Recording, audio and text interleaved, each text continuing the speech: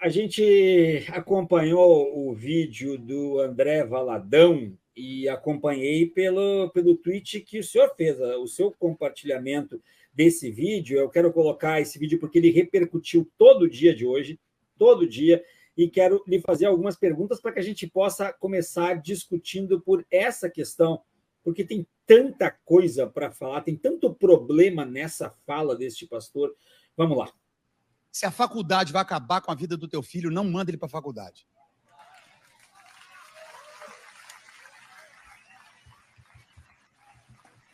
Não manda, vai vender picolé na garagem.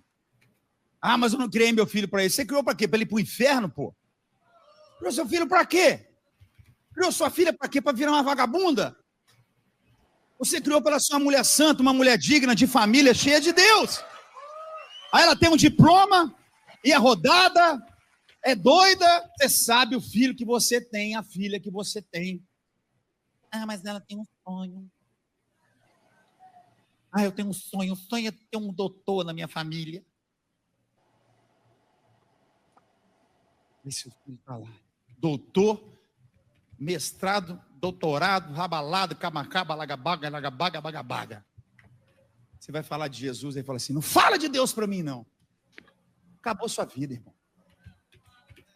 Aí você vem para a igreja, o que eu errei? Você aceitou.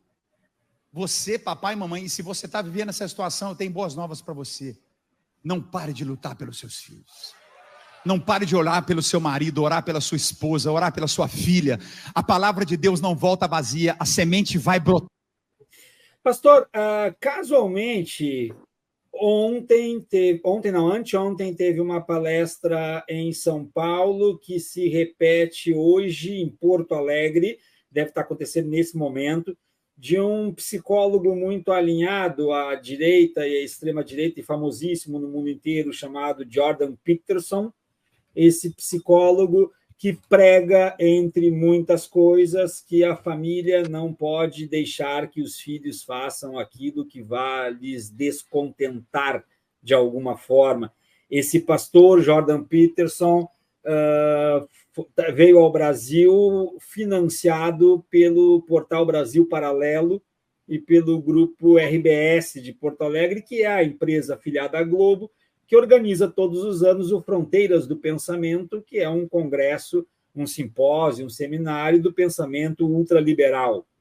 Esse pastor que vende, esse psicólogo que vende absurdos de livros e lota teatros no mundo inteiro para pregar contra a diversidade e para pregar, sobretudo, que os homens são as grandes vítimas de uma sociedade que só vê as mulheres. Chega a ser um absurdo, mas é isso que ele prega.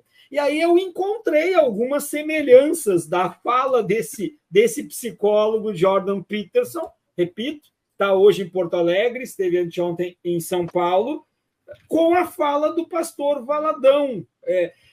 Lhe pergunto, há um receio destas igrejas de não conseguir manter o seu potencial de conversão e de manutenção da fé já direto do berço? Há um receio de que haja uma difusão cultural que abale as estruturas da família? A família deles não é suficientemente sólida na fé para que os filhos a sigam sem terem medo de ir para a faculdade? É mais ou menos por aí, pastor? Olha, a questão, professora, é bem, bem complexa. E, sem dúvida nenhuma, passa pelo que você está colocando aí. Os pastores não querem perder o seu poder, principalmente quando perceberam que este poder poderia ser útil politicamente. Desde da nova direita americana, na época ainda de Ronald Reagan, quando as igrejas evangélicas fundamentalistas nos Estados Unidos se uniram em torno da candidatura do republicano, os pastores descobriram o poder que eles têm sobre a membresia da igreja. E conduz esta membresia a seu bel prazer. A voz do pastor é a voz de Deus. O que ele diz é inquestionável.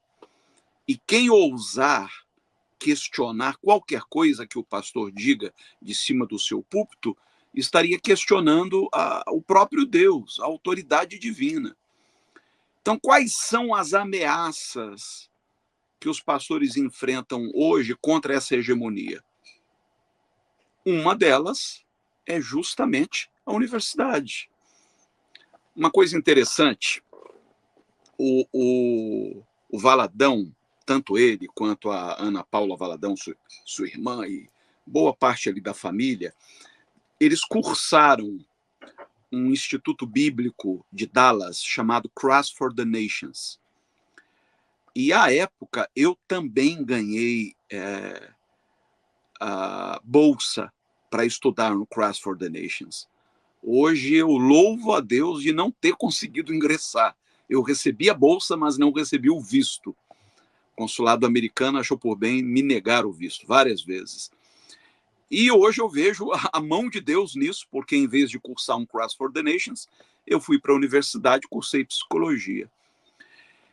E dentro desta visão fundamentalista, há uma verdadeira ojeriza à academia.